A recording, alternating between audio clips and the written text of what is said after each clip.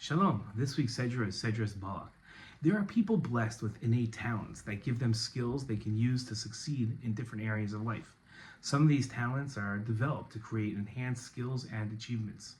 Unfortunately, some people pervert their skills to sin or to hurt other people.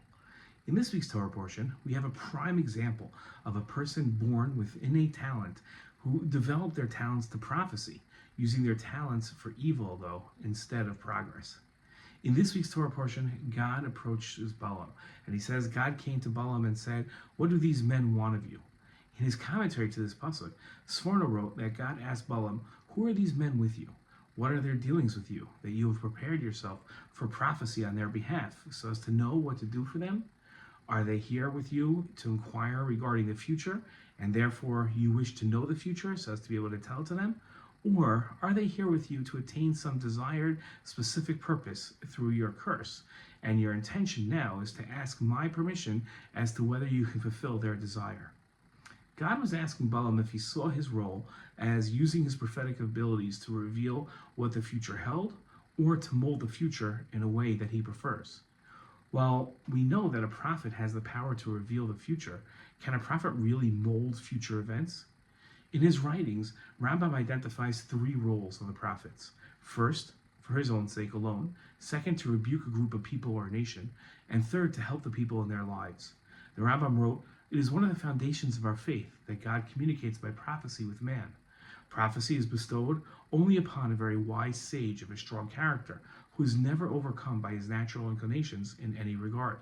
Instead, with his mind, he overcomes his natural inclinations at all times. He must also possess broad and correct mental outlook." There is the possibility, that Rambam wrote, that a prophet will experience prophecy for his own sake alone, to broaden his outlook and to increase his knowledge, allowing him to know more about the lofty concepts that he knew before.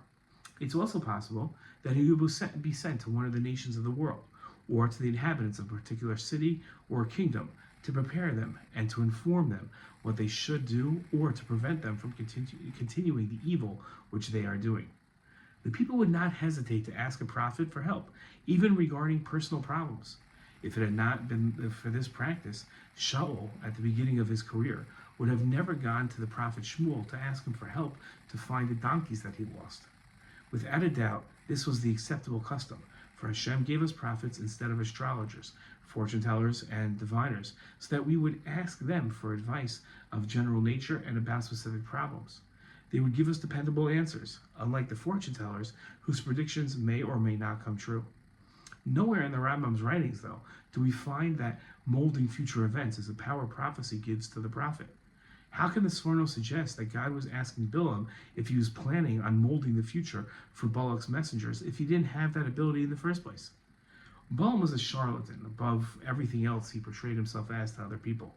He boasted about his abilities that he didn't have in order to earn the admiration of others. God challenged Balaam and asked him if he was planning on using his prophecy for its purpose, to tell Balaam that he wasn't able to defeat the Jewish people, or was he planning on tricking him and selling Balak on the false pitch that he could defeat the Jews for him?